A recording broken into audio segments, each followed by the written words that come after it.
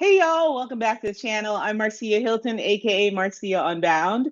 I'm a freedom-focused nomad who helps women fund their dream lives abroad with strategy and with skill. And if you're new here, this channel is about helping, well, mainly about helping Black women earn income on their own terms and design a life that feels really good for them. And today's topic is a really big one.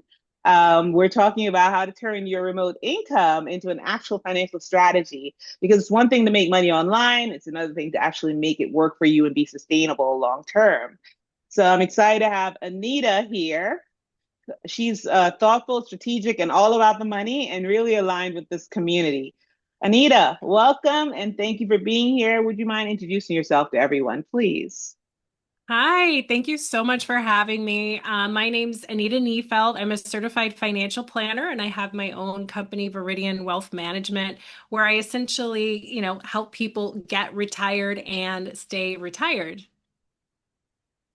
Fantastic. Well, that's in a nutshell because she does a whole lot. Yeah. So before we dive in, just tell us what is something that's been really bringing you some major joy lately. Yeah, so just this past weekend, I was able to take my 9-year-old son with me on a quick trip. We went down to Italy and met up with my best Nice. friend and her family, and we just had a really nice, relaxing weekend because I have 3 kids and I'm married, if you don't know. And so he's the oldest. So it was just easy. The food was good, the company was good, the wine was good. It was just a Nice. nice, yeah. Yeah, the wine was good. Sounds perfect for Italy. Yeah. All right. It was. So Anita, we've decided to talk today about well, how to turn skills into cash flow, as in long-term financial strategy Yeah. around all of the skills that you're using to earn income abroad. So let's start a little bit, just a little bit about your story and how did you first start turning your skills into long-term income, even being abroad? And I ask this because I know for some people it's what they studied in college, what they did in corporate, they do that, and that's fine. That's wonderful. It works for most people. But also other people use other skills that are outside of their main career field. But in your case, how did this work out for you? Yeah, so just to give you guys a quick background, so I started in the financial service field back when I was 19, and I really always wanted to help people. And so once I got into this field, I realized this is a way that not only can I help people, but I can help their generations to come by helping people get their finances in order. So I essentially found the job that I love, that I feel like I was put here to do. But Hmm. I had that yearning and that desire to move abroad. And so the company that I worked for didn't really have the options for me to do what I do outside of the country. So I had to figure out a way of, well, how do I take this skill set that I have, continue doing what I want to do, but do that location independent? So I did get my MBA, and that really helped me understanding like how to form a business and all the different processes and structures that go with that. So Hmm. getting that MBA and having that desire and that will, Yeah. I went out there and I said, I'm going to do this and I'm going to figure out a way to make it work. I found a company that I could partner with that would support me being location independent. And so, just hard work and dedication and not giving up on that dream helped me make this a reality, a possibility for me. Hmm. Okay. Thank you for that. And I know from talking to you one-on-one on offline that you've really just mastered all of this because you have a broad range of knowledge about this topic. And you being a digital nomad yourself or location independent person, it makes it even more valuable to people who are on this channel watching. What do you think is the biggest mindset gap between earning money remotely and building a real financial strategy around that? Well, Big I question. think when you come into this, you're like, I just need to get money in the door, right? You're not thinking like 5, 10, 15 years down the line. You're like, how can I pay my bills on a monthly basis? So Mhm. having that mindset shift of, okay, I am earning this money, but I need to make sure that I'm doing what I need to do with this money so that I can reach my goals that I have that are further out or longer term. So whether that means making sure that you set up some kind of savings or investments for that money to go into on a monthly basis if you need to. Whatever that goal is that you might have, you want to also keep those long-term goals in mind. But yeah, because I know when you're trying to get abroad and you're trying to work remotely, sometimes you're just thinking about like, okay, I just need to be able to have this amount of money to pay my bills on a monthly basis. Hmm. And you kind of stop thinking about what the longer term might look like. Yeah, it's easy to get into that fantasy mindset when you think about going abroad. It all feels like a Yeah, dream and not reality, but in reality, you still need to think very practically about your long-term goals, about things that come up that are unexpected, about your needs financially as you age. Like we still have to consider those things, but right. it's easy to forget those things when you're thinking about living in another country. So good point there. Hmm. Um, a lot of people can earn money online, even sometimes when they think they can't, but there are many who still struggle with inconsistent income. So that's the bigger problem, not earning the money, but keeping it consistent. What advice do you have for managing that kind of unpredictability? Yeah, so that's a really important point that a lot of people also don't think about is there's going to be seasons, right? So you're going to have your busy seasons, you're going to have your slow seasons. So what I always recommend for people that have unpredictable income is first, let's get your emergency fund. That's 3 to 6 months of your regular essential expenses. Mhm. And then you also should have something like I like to call it a peak and valley fund, where let's say summers are typically slow for you. Well, if that's what it is, it's not a surprise. So you need to have an account that you're saving into every single month to Mhm. help cover you over the summer. Because as you get into the routine and you've had this business for a while, you'll realize when there are periods of things being slow, or maybe periods where like in summer, I just need for my mental health, I need to take a break. I don't need to be working as Mhm. hard as I do in the winter. So then if you have that peak and valley fund that helps sustain you over those slow periods of time, because really it's not an emergency if that's the way your business runs. So you should have a Mhm. separate account that you're saving into for those slower times of the year. I've never heard of the peak and valleys fund, but it makes You perfect could call it sense. whatever you want. It's I like slow it. No, fund. I don't know. I like the name. It makes perfect sense and it gives you that Yeah. visual. Because we Yeah. do kind of fall in line with this money's coming in this month. I'm making this many thousands of dollars, and people kind of blow through it and not really think about the fact that the inconsistency means that you need to have plans for that time when it's really slow. Right. But calling it a peak and valleys fund is actually brilliant. It gives you Yeah. that visual. Um, so can you share a few tips on how to make space for savings and investments and long-term planning, even when income isn't always steady? Because I know we talk about the peak and valley funds, but what about the other stuff when things are Yeah. inconsistent? This isn't going to sound exciting, but That's you need to okay. have a budget. So having that monthly budget, especially if your income is not steady or inconsistent, you need to have control over what is coming in. So making sure that you can pay those regular bills on a monthly basis.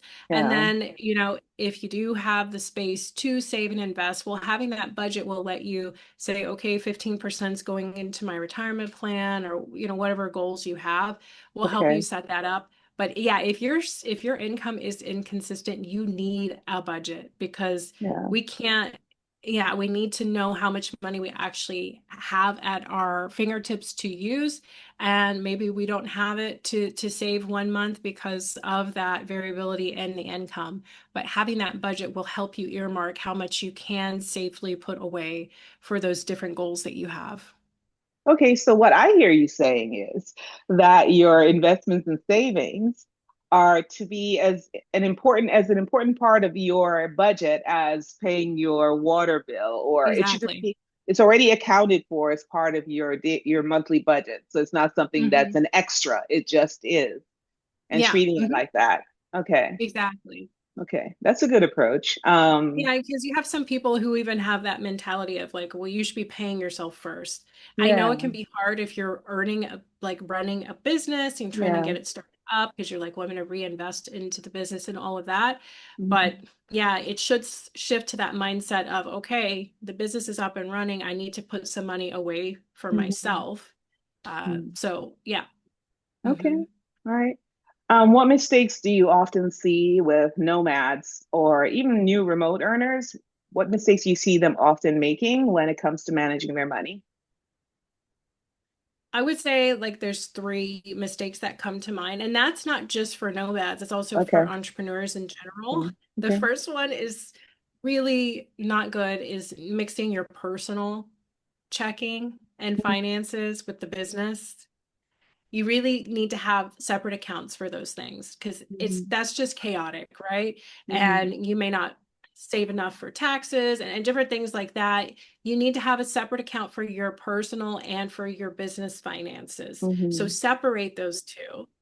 And then, kind of like we touched on earlier, having that short term mindset when it comes to your income, right? So, not thinking that in summer things are slow for me. Maybe I should have been putting money away. Oh, I have to pay taxes every year. Maybe I should have an account where I put my taxes, or maybe I need to make quarterly payments, whatever your personal situation is, but not thinking about that. Or like you mentioned too, I think you mentioned something about emergencies, Mhm. putting money away for emergencies. So just having those short-term focuses is a big mistake and delaying retirement planning. A lot of people kind of think, oh, I'll just sell the business whenever I'm ready to transition into retirement. Mhm. We really should start planning as soon as possible. At Mhm. the beginning, you may not have a lot of money that you can put away, but it shouldn't be an afterthought because when we're in our 20s or 30s or 40, the compounding that this money can be doing for you Mhm. is outrageous. So you do want to put something away, even if it's not a lot of money. And the way that investing is nowadays, you don't have to even buy whole shares.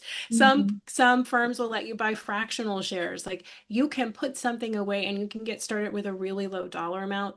So delaying retirement planning is the third major mistake that I would typically see. Yeah. And you think that third one, do you think that's applicable no matter what the age range is? Because when I look at the data on nomads, it's almost equal across the board, like the 20 something, 30 something group, then the 30, the 40 something, 50 something group, and then later. I mean, the smallest group are the ones who are in retirement age, but a lot of digital nomads are either younger or middle aged. So you're saying this is applicable, whatever your age range, right? These Mhm. mistakes and these recommendations. Yeah, I mean, a lot can be done in just a decade, just 10 years. You can Yeah. change a lot with your financial picture. So, yeah, I would say I mean, yes, you can do more if you're starting younger, Hmm. but you don't give up, right? So you could Yeah. still do something in your 50s and your 40s. I mean, saving and investing is going to be better than if you don't. So, Yeah. yeah, I would say that works for any age group. Okay. Are we having connectivity issue on your end?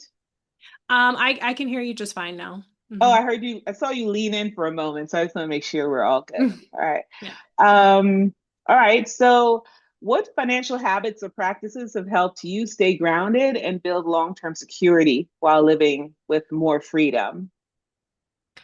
Oh, so yeah, I mean, I would say, I mean, to be completely transparent with you, this has been a big disruption, I would say, financially, leaving a job that I had for quite some time and starting my Mhm. own company.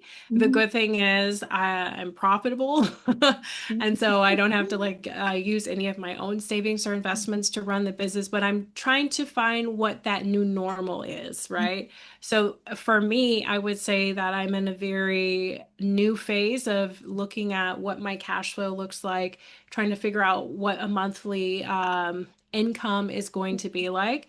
So I'm just now just trying to see what that looks like. So when we made this transition, what me and my husband did is we just planned on living off of his income Mhm. and then mine just pretending like I don't have any income. And thankfully, we're not in that situation, but just figuring out, okay, so how much, we don't know how long we'll be over here, right? Mhm. So, how much money do we want to dedicate to travel? Like, what's a reasonable amount? Like, if we were back home, we know what that would look like. It wouldn't look like it does here. But Yeah. since we're here and like we're so close to Turkey or different countries that we normally probably wouldn't be able to travel to so Mhm. easily, maybe that travel line item is a little bit bigger than it Mhm. would be if we were living in the US. So just trying to figure out what the new normal looks like for our budget is where we're at. But for us, what's always been helpful is to continue investing. And so that's something that I started off luckily at a very young age. And so it's an easy habit, especially with all of the volatility and everything that we've had lately, we just stayed the course. We didn't get scared or anything. We kept our money invested. So, yeah, I think knowing that having a budget is going to help us keep our heads above water and in good shape is a habit that we have that I think will help us to continue to be financially solid. Okay, so for other prospective nomads or those who have already started but just in the early stages, it's important for them to, at least what I hear you saying, it's important for them to anticipate the unpredictability maybe in the Yes, early stages and have a plan for absolutely. that and have a plan. Mm-hmm. In my case, and you mentioned your case and with being married and having another income. Not everyone's in that position. In my case, Right. it's just me, but I'm a veteran, so I have some flexibility there as well, and everyone has to look at their scenario and say, what are the options that exist for me, even if they're not ideal? Like, what Mm-hmm. is it that's going to help me through that period of unpredictability? Because there's going to be some. Yeah. How much there is will vary, but you're what I hear you saying is make sure you're prepared for that. You're thinking about that, right? Absolutely. Yeah. I mean, just moving, right? Like getting an apartment, you have to put down a deposit, or you might need to get furniture, or you Mhm. have health insurance. Like there's just different Health costs insurance. that come up. And like, Mhm. so whatever me and my husband talk about costs, we're like, let's add 15%. Or you know what I mean? When we're trying Yeah. to, because Yeah. there's always unexpected Yeah. things that pop up. Okay. All right. Thank you so much for that. Hmm. How do you think about things like retirement planning, taxes? Okay, that's a topic all by itself, but maybe we can hit on that a little bit because, being in another country and tax, all the things around that, or access to financial tools while living outside the US. So, how do you think about retirement planning, taxes, or access to these different financial tools while living outside the US? I want to talk about taxes first because I feel like that's a big part of Big. this. I mean, Mhm. for taxes, you need to get a good tax advisor, and it's going to be expensive if you're going to be outside of Mhm. the US Mhm. because you just don't want to mess this up. Mhm. Pay the money, have a professional help you. It is what it is, right? And as part of that tax planning, they'll talk to you about what the impact or implications will be for your investment accounts. Mhm. So for my personal situation, we're renting out a house in the US. Germany thankfully doesn't tax that rental income that we have coming in. They even gave us guidance on don't open up any investment accounts in Germany. It's going to be too much of a headache. Keep your Mhm. investments in the US. So they walk you through things like that and can help you get good projections on, this is what you'll have to pay in taxes on these types of Mhm. investments and whatnot. So you need to have a good tax advisor. And I can, if we want to, we can link in the description a group that I work with Oh, that's good. that I was going to helps with ask that. that. I was going to ask if Yeah, you had people you'd I do. recommend. Okay, good. Hmm. And then as far as retirement planning goes, I think that this can be a bit tricky because if you do move outside of the US, some people are just doing it for a couple of years. Some people Mhm. may find that they actually want to stay. But my advice would be when you are doing retirement planning, and if you're working with like a certified financial planner like myself, Mhm. plan for the most expensive location that you think that you might possibly retire in. Mhm. And if you're keeping your investments in the US, you should have access potentially through, if you have like a Fidelity, they have a planning tool on there and you can run that, or you can work with a certified financial planner, like I said, but keep Mhm. using that tool and put your numbers based on the highest cost of living place that you project that you may retire in. Okay. But yeah, so financial tools, you still have budgeting tools, you'll have your tax advisor, and then the financial planning tools that either your financial advisor or the brokerage firm that you're using should provide you. So just try to stick with all of that because, you still have to pay taxes. You still have to retire. So you want to it's like your workout habit. Just keep your workout habit, keep your financial, I don't know, diet and on track, even if you're outside of the US. And you also want to make sure though, like as far as banking goes, get Mhm. with a bank that's going to be friendly for you being out of the US, right? Like a Schwab or Well, Fidelity, somewhere like mhm. that. Yeah. Yeah, I'm all about Schwab. But but yeah, you made all valid points, and this is like probably the most important question I've asked you, and the one that you've answered, because it's where a lot of people mess up. And even things like you and I talked about this, like how long you stay in a country and how the tax liable you'll be as a result of that, Yeah. Like That's where that tax advisor comes into play. Yeah. yeah, because I'm a resident for Mexico as well as a U.S. Hmm. citizen, but I have Mexican residency, and of course, how long you stay, how many days per year, who you owe Yeah. taxes to. There are a lot of questions that need to be answered for each individual, and yeah, a Yeah. tax advisor is the right person for that. But thanks for bringing Hmm. that up. Those are important points. All Yeah. right. What advice would you give to someone who's already earning online but wants to be more strategic and sustainable about it? So, um, I guess it's sustainable. That really just kind of depends on the field that they're in, Okay. and strategic as well. I would say if you're worried about what your future looks like with your earning potential, saving and investing obviously helps with that. So obviously the first thing, schedule a financial review so you can look at your big picture to see how much longer you absolutely need that income coming in and till you're, financially independent. Make sure you're paying your taxes and all of that stuff. But yeah, I would just say make sure that you have an idea of how much longer you need that income to come in, how much longer you want it to come in. But being strategic and sustainable, it really depends on the business model that you're running. Um, is it sustainable? Is it something that you can keep doing for the long term and that you enjoy doing? And what does the future of that particular area look like? So, yeah, I mean, it really just depends on the person and what they're working towards. I don't know if Okay. that's helpful. No, that's fair.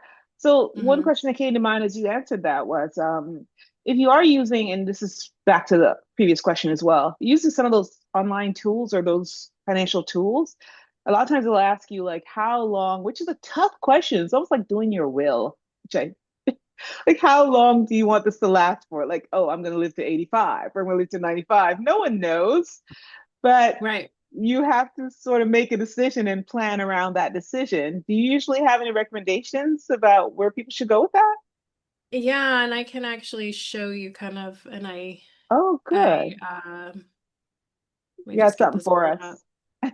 Yeah, so typically when I plan with clients, I ask them about their life expectancy history, like with Hmm. their family members, right? Hmm. So how long did your mom and dad live to? Okay. Okay. I try not to, if I'm just first meeting someone, I'm not trying to get all their business like that. But like, are you in a situation where we would put a lower life expectancy? And they typically know what that means, right? Okay. Okay. Yeah. Um, but I usually plan until 90 with clients. Okay. Just to be so, I mean, worst case scenario, you don't live to 90, you've got more Yeah. money left for your loved Hmm. ones. But Hmm. we don't want you to eat cat food at 90, Yeah. right? And Right. so let's go ahead and plan for a longer life expectancy versus a shorter one. And again, it, Hmm. it really depends on everybody's situation. Hmm. But that is my default. When I'm working with clients, I always plan to 90. And then Hmm. they might tell me like, oh, that's not long enough. But yeah, you want to have a long life expectancy in there. Okay. Well, I'm not doing too bad then. I usually go for 85. Yeah. Tell my doctors I'm shooting for 85, so let's make sure we're getting there, okay? But I did exactly what you thought. I thought about my grandparents, especially the women, Good. especially my grandmothers, especially the grandmothers, right? But my Yeah. grandparents, because men typically live a little shorter lives, but yeah, and then I'm like, maybe I'll hit that. And my mother, because my mother's still alive, so it's like, how's she doing? But it sounds like that's the way to go. Thank you for giving me the stamp of approval on that. Appreciate it. Do you want me to show you a quick Oh, just you snapshot of can. the, yeah? Okay, so let me Yeah. share. Oh, sharing is not turned on. Wait, let Um, me try to figure that. Hold on. I think there's an easy way to fix that. All participants who can start sharing okay, when I someone got else it. is sharing. Yeah. Okay, let's see. So this is a fake profile. But when you Okay. are doing your retirement planning, also just a couple of things to point out. So you also want to make sure that you're including costs for health insurance in your plan. So for Mm-hmm. example, this Good couple points. has about $6,300 worth of spending Mm-hmm. for healthcare costs in retirement. Mm-hmm. And then you also, I think it makes sense in this day and age to have something for long-term care costs, unless you have Mm-hmm. like a long-term care policy or, there's other situations. But like with a tool I use, we have different averages or estimated costs that we can use, or the client can actually put in a cost for their long-term care. And then when you're doing the planning, if you're working with a certified financial planner, they should be able to do this for you. But you can stress it, right? So when you're looking at the results of a plan, they'll have, typically an average scenario or medium type of scenario. But then your plan can also be stressed, right? So you could say, well, what if we have a bad decade? Or what if we have 0% growth? Looking at extremes. And I think that this is really helpful, especially when we have volatility in the market like we did at the beginning of the year. I Yeah. was able to go in there and meet with clients and stress their portfolio and say, we can withstand a 40% drop in the market your first year of retirement, Mm-hmm. and your plan is still strong. We do not need to sell out or do anything drastic here. Your Mm-hmm. plan is still good, even with that happening. So, Okay. like, the plan will go through all of this with you, and then it'll also you should have someone that can, take a look at taxes and things like that. So, all of this should help you get a good idea of what your overall picture looks like Mm-hmm. so that you can feel more confident about what you are doing and what you are saving towards retirement. And this is helpful at any age, right? So it doesn't have to Okay. be you're already transitioning to retirement or anything like that. You should be going through these types of plans. So just wanted Well, to share. couple of things.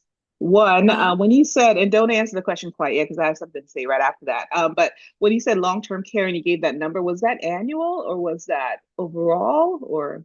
Oh, good question. So this is the last 2 years of the plan. This is what they're going to Okay. spend every single year, the last two Okay. years. Okay. Yeah. Okay. And then And the this other is just thing, based on the national average of in-home healthcare. okay. Yeah, Yeah. that's pricey. We better have a plan for that. So the Yeah. other thing was, if you guys aren't impressed and your minds aren't blown by now, something's wrong. You need to get on here. You need to get in touch with Anita. Look at all that she'll give you and all that she has to share with you. This is pretty impressive. So thank you so much. Yeah. All right, let Yeah. me. Uh-oh. I stopped sharing, sorry. Yeah. Okay. All right. So it just told me I have about 10 minutes left. So let's get this Okay. together. All right. We're almost through it anyway. Well, that was pretty much it. So in the wrap up here, where can people connect with you, work with you, or take the next steps if they're resonating with everything that you shared with us today? Yeah, I will forward you the link, but if you'd Okay. like to go through a complimentary review of your retirement plan with that tool I just showed you. Hmm. I'll send the link over to Marcia and she can put that in the description. Also, I have, Facebook, Instagram, I also have a YouTube channel as well. So lots of ways, a newsletter as well. So lots of ways that you can connect with me. And yeah, get to know if Yeah. I can help your situation. Okay. If you'd send that link, but also send your YouTube channel link so I can include that as Okay. well so they can go get more familiar with you, watch some of all the great Yeah. information you provide. All right. Hmm. Um, so if then someone's listening right now and feeling overwhelmed, what's one simple truth, one piece of advice that you want them to leave with? You don't have to do everything at once. So just make a goal for yourself of this week, I'm going to look at what my spending has been for the past 3 months or this month. Maybe that's your goal. Mhm. Just take it baby steps, right? Because you don't want to get overwhelmed, but you do want to do something, right? Because you don't want life to make decisions for you in areas where you could have made those decisions. So I would say just take baby Good point. steps, start opening yourself to the ability to learn more and be more involved. And watch Anita's videos on YouTube. Thanks again, Anita. And for Yeah. everyone watching, thank you so much for watching. If this helped you at all, and I know it did, please like, subscribe, and drop a comment. Also, go to Anita's channel and like and subscribe and drop a comment. But in my comments, go ahead and tell me what your biggest takeaway was from this, so I'll know what else to bring you in the next few videos. And again, I'll include Anita's links in the description, or they are in the description. Go check them out so you can stay connected with her. And if you're ready to start turning your skills into income, if you're just thinking about all this and Anita's kind of pave the way for you, open up the doors for you to see what's possible, and you want to take the first step of turning your skills into income, you can use the link in the description where it takes you to my free Skills to Cash mini course to get you going on the process of determining what skills you have that can become your income for the future as a digital nomad. I also have a full digital nomad income kit, which you can, there is a link as well for that. You can go check that out. There's a lot of information about that in there with all the ideas, like I think over 300 ideas on different ways you can make money abroad. Some of them being free money, not even working, just free money Mm. that's available to you through different countries, through different, just lots of ways you can have some money coming into your pockets. So go check out the links below. Click on every single one of them. Make sure you follow and subscribe to Anita's channel, and make sure you follow up with her with that link that we're providing in the description, and check out some of the stuff I offer as well. Thanks for watching. Anita, thank you so very much for being here today and making time for Yeah, this. no Appreciate problem. it. Thank you for having me.